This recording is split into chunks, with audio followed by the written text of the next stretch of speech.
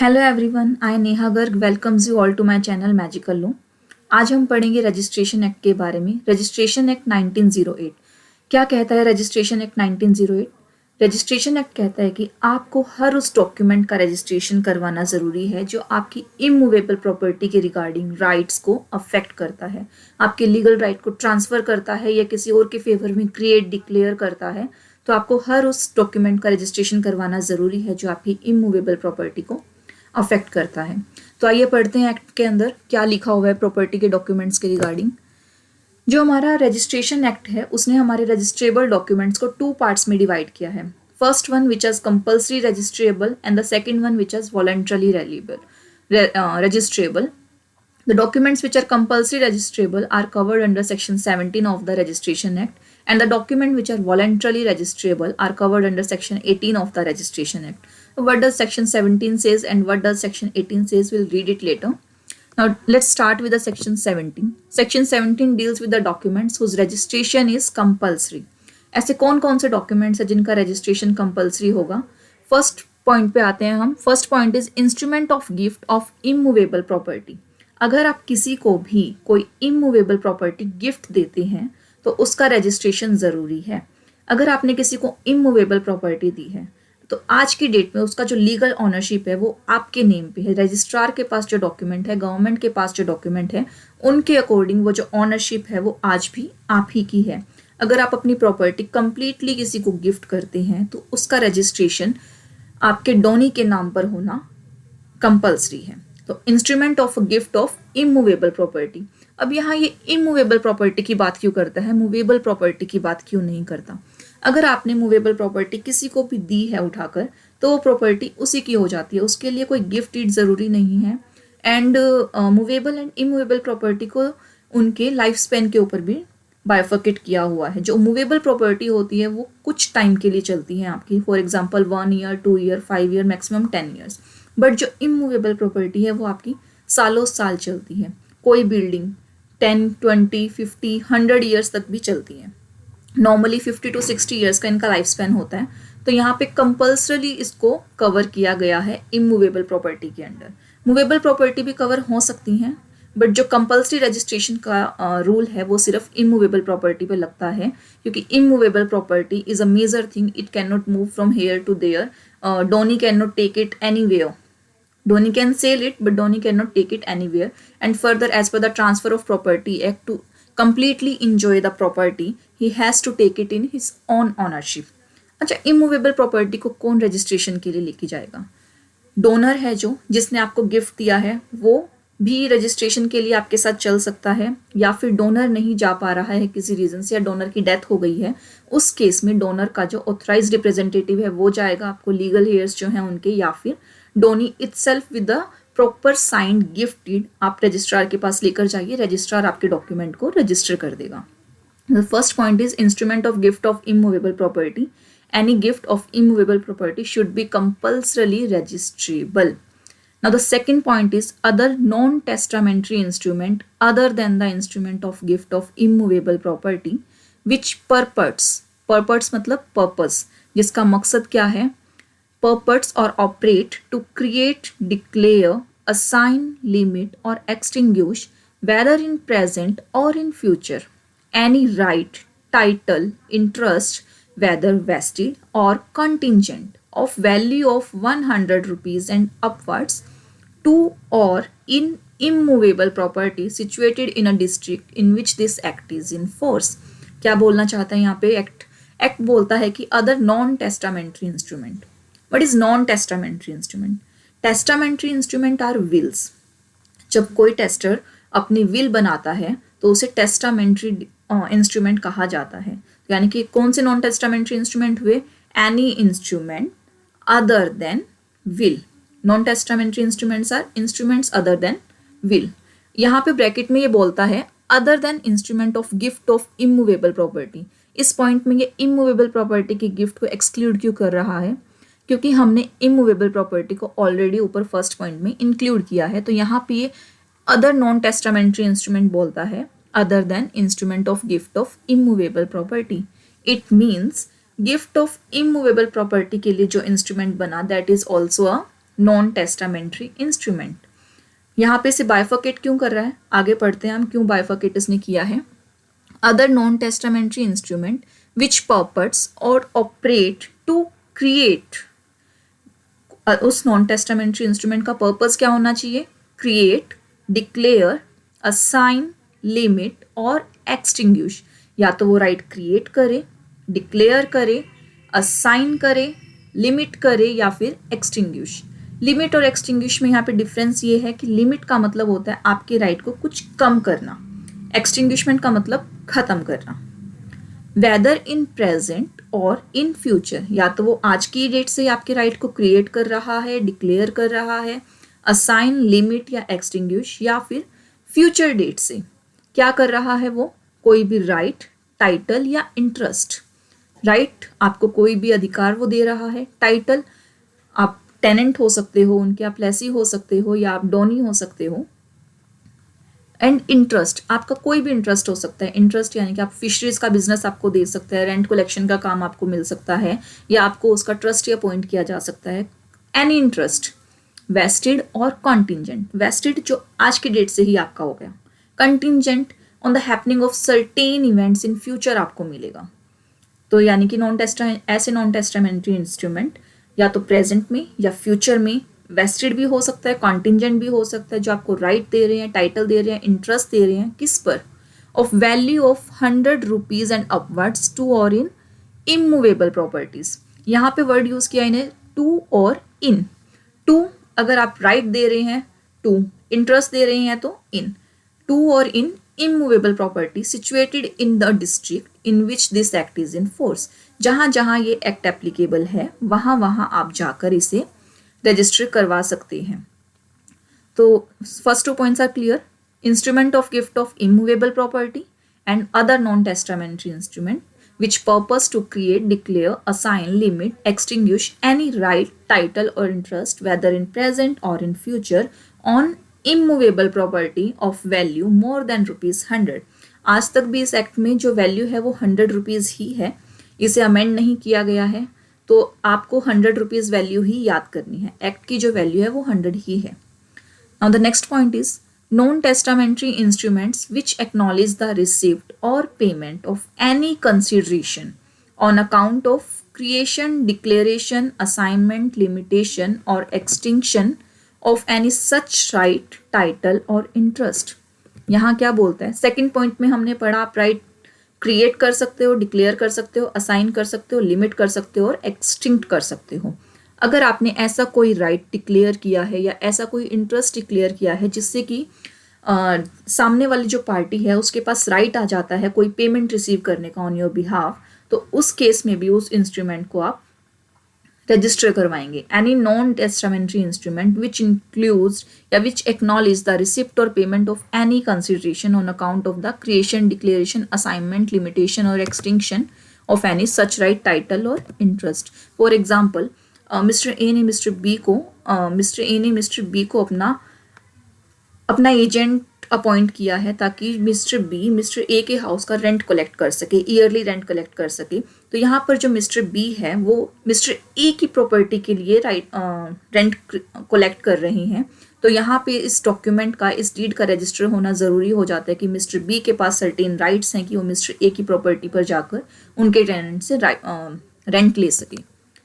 अब ये जो हमारा कंडीशन है, सी कंडीशन है कि नॉन टेस्टामेंट्री इंस्ट्रूमेंट की आप पेमेंट ले सकते हो, इसके लिए फर्दर 2 कंडीशंस हैं।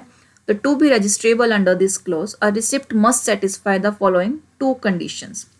रिसिप्ट क्या शो करना चाहिए, receipt must show consideration, it must be a receipt of consideration. जो आपको पैसे मिल रहे हैं, जो मॉनेटरी अमाउंट आपको मिल रहा है वो कंसिडरेशन होना चाहिए। It must on the face of it be an acknowledgement of payment or some consideration on account of the creation, declaration, assignment, limitation or extinction of an interest of value ₹100 or upward in immovable property। और जो आपको ये consideration मिला है वो क्यों मिला है, ऑन द अकाउंट ऑफ, किसकी वजह से मिला है, आपके फेवर में जो राइट क्रिएट किया गया था, डिक्लेयर किया गया था, असाइन, लिमिट, एक्सटिंग्विश किया गया था इमूवेबल प्रॉपर्टी पे, जिसकी वैल्यू क्या है, मोर देन ₹100। तो ये 3 पॉइंट्स थे हमारे जो इमूवेबल प्रॉपर्टी के लीगल ऑनरशिप से डील करते थे। अगर आपने किसी को अपना लीगल ऑनरशिप ट्रांसफ़र किया है या लीगल ऑनरशिप के ऊपर कुछ राइट अगले को दिए हैं, तो वहाँ पर किस किन चीज़ों में आप रजिस्टर करवाएंगे उस डॉक्यूमेंट को, वो हमने पढ़ा। अब next point is when you give your property to in lease, क्या लीज भी रजिस्टर होती है? नॉर्मली अगर हमारी लीज 1 ईयर से कम की हो तो हम लीज को रजिस्टर नहीं करवाते, बट यहाँ पे कुछ कंडीशंस हैं जहाँ पर आपकी लीज को भी कंपल्सरली रजिस्ट्रेबल होना होगा। Lease of a immovable property is compulsorily registrable if it is from year two year. अगर आपकी प्रॉपर्टी ईयर टू ईयर है, यानी कि 1 साल के टर्म को इंक्लूड करती है, तो आपकी लीज इमूवेबल प्रॉपर्टीज के अंडर रजिस्टर होने के लिए कंपल्शन में है। If it is for a term exceeding 1 year, अगर जो आपका लीज का टर्म है वो मोर देन 1 ईयर है, then your lease document is compulsorily registrable. और if it reserves a yearly rent, अगर आपका जो लीज एग्रीमेंट है वो कुछ इस तरह से है कि आप पूरे साल का रेंट एक साथ लेते हैं या आप ईयरली रेंट उसमें रिजर्व करवा कर रखते हैं, आप पूरे साल का रेंट एक साथ रिजर्व करवा कर रख रहे हैं, तो भी आपकी लीज को कंपल्सरली रजिस्ट्रेबल होना होगा। तो यानी कि 3 कंडीशंस है हमारे पास। हमारी जो लीज है वो कब कब कंपल्सरली रजिस्ट्रेबल होगी? If it is from year two year, it is for a term exceeding 1 year, if it reserves a yearly rent. Next is non-testamentary instrument transferring or assigning any decree or order of a court or any award in order to create interest as mentioned in clause B। हमने अभी clause B में क्या पढ़ा? clause B में हमने पढ़ा कि कोई भी इंस्ट्रूमेंट जिसका पर्पस क्या है, क्रिएट, डिक्लेयर, असाइन, लिमिट और एक्सटिंग्विश करना आपके राइट को इन फ्यूचर या फिर in present in immovable property. अब पॉइंट ई क्या बोलता है? ऐसे नॉन टेस्टामेंट्री इंस्ट्रूमेंट जो ट्रांसफर करते हैं या असाइन करते हैं एनी डिक्री और ऑर्डर ऑफ अ कोर्ट और any award in order to, अगर कोर्ट ने आपको ऑर्डर दिया है कि ये प्रॉपर्टी इनकी होनी चाहिए थी, तो आप उसमें, तो मिस्टर ए को वो प्रॉपर्टी कंपल्सरली मिस्टर बी को देनी पड़ेगी because of the order of the court. तो इन दैट केस आपका डॉक्यूमेंट रजिस्ट्रेशन के लिए जाएगा। Point B and point E is interconnected to each other. Point B itself says when you on your discretion creates a document to register your property in some other person's name. Point E is when you register it to some other person's name with the decree of court. Clear? Let's go to the next point. It may be pointed out that the document containing contract to transfer for consideration any immovable property for the purpose of section 53A of the Transfer of Property Act shall be registered if they have been executed on or after the commencement of the Registration Act or other related laws, Amendment Act 2001, and if such documents are not registered on or after such commencement, then they shall have no effect for the purpose of section 53A. What is the purpose of section 53A of the Transfer of the Property Act?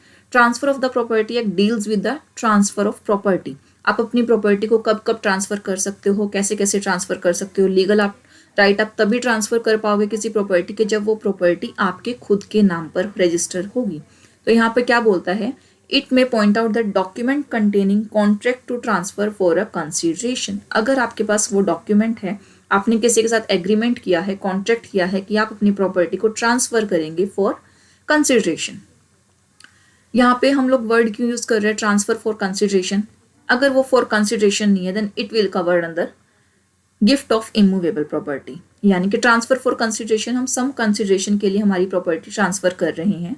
Any immovable property shall be registered if they have been executed, तो उसे register करवाना ज़रूरी है अगर हमारा contract, जो हमारा agreement है, वो कब हुआ है? After the commencement of the registration act. अगर हमने ऐसा कोई भी डॉक्यूमेंट जो इस एक्ट के फोर्स में आने के बाद बनाया और उसे रजिस्टर नहीं करवाया, तो हम अपनी प्रॉपर्टी को सेल परचेज नहीं कर पाएंगे फ्रीली। उसके लिए हमारे पास लीगली कोई प्रूफ नहीं होगा, कोई गवर्नमेंट प्रूफ नहीं होगा, हमारे पास ऑनरशिप प्रूफ नहीं है, तो हम अपनी प्रॉपर्टी को ट्रांसफ़र नहीं कर पाएंगे as per the Transfer of Property Act. Legally हम उस प्रॉपर्टी पर कुछ नहीं कर सकते। Let's go to the next topic is, अब हमने यहाँ पे पढ़े सब compulsorily registrable subjects, compulsory registrable documents. अब जो जो डॉक्यूमेंट्स हमारे कंपल्सरली रजिस्ट्रेबल नहीं थे वो सब हमारे वॉलेंट्रली रजिस्ट्रेबल होंगे। First point is instrument of gift of immovable property is compulsorily registrable. अब instrument of gift of movable property is voluntary. Second is other non-testamentary instrument, creating right, declaring, assigning, limit, extinguishing any right, title or interest on immovable property of rupees more than 100. Voluntary में क्या होगा? Of immovable property of less than rupees 100. Same as in C point, यहाँ पर भी हमारा जो है value of rupees 100 and upwards की बात करता है, और वॉलेंट्री रजिस्ट्रेबल में जाएंगे तो हम यहाँ पे value of less than rupees 100 होगा. अगर हम लीज की बात करते हैं तो जो कंपल्सरी रजिस्ट्रेबल लीज है वो from year two year for a term exceeding 1 year, या फिर ऐसी लीज जो ईयरली रेंट रिजर्व करती है. In case of voluntarily registrable document it will be less than 1 year और it which doesn't reserve a yearly rent. In case of non testamentary instrument declare जो decree of court से या फिर award से कोई instrument आपका transfer होगा, उस केस के अंदर भी क्या होगा? उस केस के अंदर भी आपका जो वैल्यू है वो लेस देन 100 आ जाएगी. And the final point is F point की जगह वहाँ पे एक ट्विस्ट है, उधर एक विल का पॉइंट है. जो हमारे विल है अभी तक हमने नहीं पढ़ा कि जो हमारे विल हैं वो कंपल्सरी रजिस्ट्रेबल हैं या वॉलेंट्री. तो जितने भी हमारे विल्स होते हैं, विल्स मतलब टेस्टामेंट्री डॉक्यूमेंट्स जो हैं वो हमारे कंपल्सरी रजिस्ट्रेबल होते हैं. लेट्स गो विद द, अब हमने पढ़ा कि हमारे कौन कौन से डॉक्यूमेंट्स जो हैं वो रजिस्ट्रेबल हैं. अब हमारी बात आती है कि रजिस्ट्रेशन किन किन डॉक्यूमेंट का होना चाहिए. हमने पढ़ लिया रजिस्ट्रेशन कब करवाना है. उसके लिए हमारे पास 2 कंडीशंस होती हैं. फर्स्ट वन इज अगर हमने डॉक्यूमेंट इंडिया में ही एग्जीक्यूट किया है. Second one, if our document is executed outside India. अगर इंडिया में हमारा डॉक्यूमेंट एग्जीक्यूट हुआ है तो आपको रजिस्ट्रार के पास विद इन 4 मंथ जाना होगा. 4 मंथ्स कहाँ से? From the execution of that document. लेकिन अगर आपका डॉक्यूमेंट आउटसाइड इंडिया एग्जीक्यूट हुआ है, पहले आप उस डॉक्यूमेंट को इंडिया में लेके आइए. जिस दिन से वो इंडिया में आएगा, यानी कि with in 4 months from the arrival of his document in India. Sometimes because of supernatural conditions you cannot produce the documents before the sub registrar within 4 months of execution. In that case, in case of urgent necessity, you can present it in the further 8 months. यानी कि आपको further 4 months का time period और मिल जाता है. Firstly आपको originally कब present करना है? With in 4 months. अगर आप 4 मंथ्स में नहीं करते हैं तो आपको एडिशनल 4 मंथ्स आपको मिल जाते हैं. बट जो एडिशनल 4 मंथ्स मिलते हैं वो आपको नॉर्मल रजिस्ट्रेशन फीस के साथ नहीं मिलते. उसके लिए आपको हायर फी पे करनी पड़ेगी गवर्नमेंट को. आगे है रजिस्टर्ड डॉक्यूमेंट्स व्हेन ऑपरेटिंग. अब हमने बात की कौन कौन से डॉक्यूमेंट का रजिस्ट्रेशन ज़रूरी है, कौन कौन से डॉक्यूमेंट्स रजिस्ट्रेबल नहीं हैं, कौन कौन से डॉक्यूमेंट्स वॉलेंट्रली रजिस्ट्रेबल हैं, और डॉक्यूमेंट्स को रजिस्ट्रेशन कितने टाइम पीरियड में करवाना है. अब हमारा डॉक्यूमेंट रजिस्टर हो गया, लेकिन हमारा जो डॉक्यूमेंट रजिस्टर किया वो ऑपरेशन में कब आएगा, ऑपरेटिव कब होगा. इस ऑपरेशन वाले पॉइंट के लिए हमारा सेक्शन 47 डील करता है. Section 47 of the registration act says a document which is registered shall operate from the time from which it would have commenced to operate if no registration thereof had been required. मतलब कोई भी document, कोई भी registered document वो उसी दिन से operation में आ गया था जिस दिन वो बना था. on which it would have commenced if no registration thereof had been required. अगर उसके ऊपर रजिस्ट्रेशन कंपल्सरी नहीं होता तो वो डॉक्यूमेंट कब से इफेक्टिव होता? जिस डेट से वो डॉक्यूमेंट बना, तो हर वो रजिस्टर्ड डॉक्यूमेंट उसी डेट से ऑपरेशन में आ जाता है जब वो बना था, irrespective of the fact whether it is registered on later, irrespective of the fact when it is registered. The next point is, as between two registered, the date of execution determines the priority of the two registered documents executed by same person in respect of same property to different person at two different times. The one which is executed first gets priority over the other, although the former deed is registered subsequently to the later one. यहाँ पर एक example से समझेंगे हम इस point को.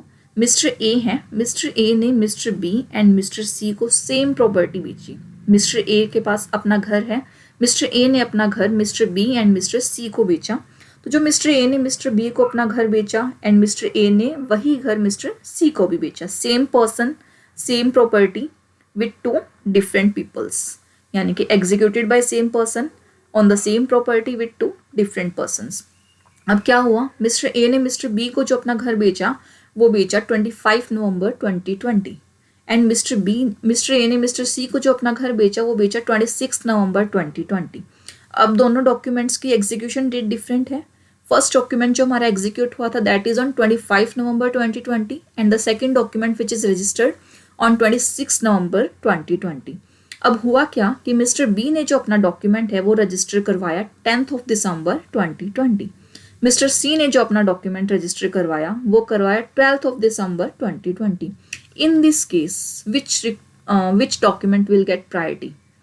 Whether the document which is registered first, whether the document which is executed first. Mister B का document जो कि एग्जीक्यूट हुआ था 25 नवंबर को एंड रजिस्टर हुआ 12 दिसंबर को, या फिर मिस्टर सी का डॉक्यूमेंट जो एग्जीक्यूट हुआ था 26 नवंबर को एंड रजिस्टर हुआ 10 दिसंबर को।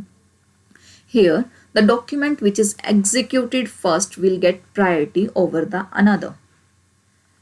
So, when your registration document is become operative from the date when it get executed, not from the date when it get registered, from the date when it is executed in favor of another person.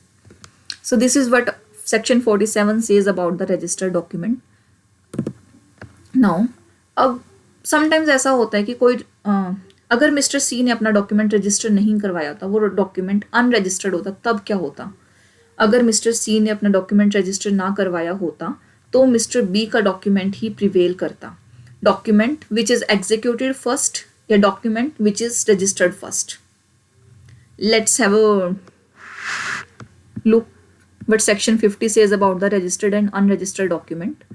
Registered document will take priority against oral or unregistered agreement. जो भी आपके registered document होंगे वो prioritise होंगे हमेशा oral और unregistered agreements के। क्वी प्रायर टेम्पोर पोइटर एस्ट चूरे, एक मैक्सिम है जो लॉ में कहता है ही who is first in time is better in law.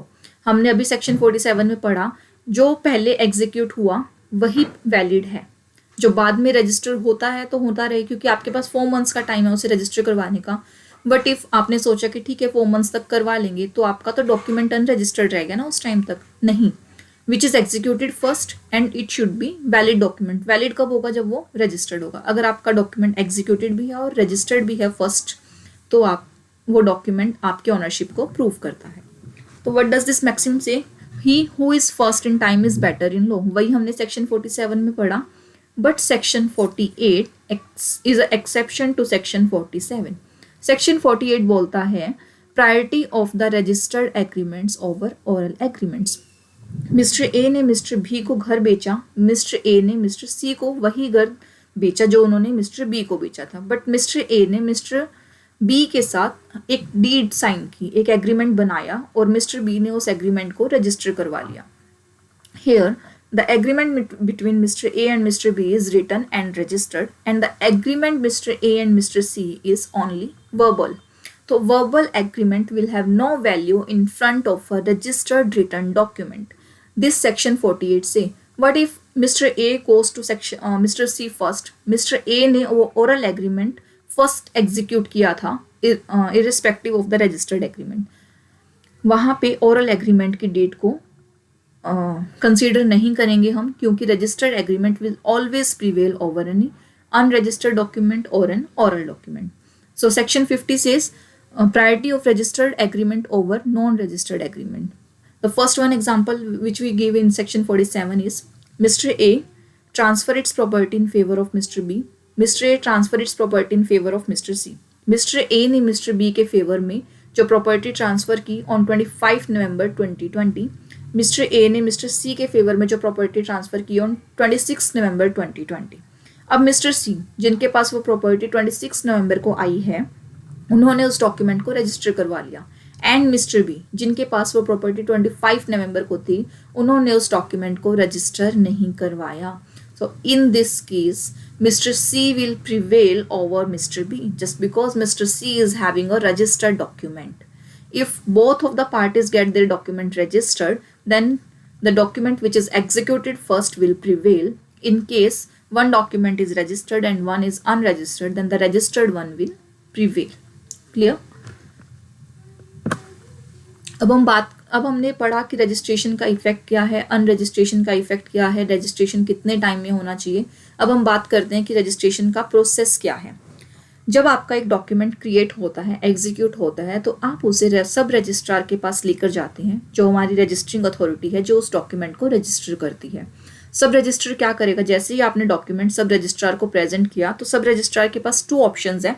First one, या तो वो उसे एडमिट करेगा, सेकंड वन, या उसे वो रजिस्टर करने से रिफ्यूज करेगा।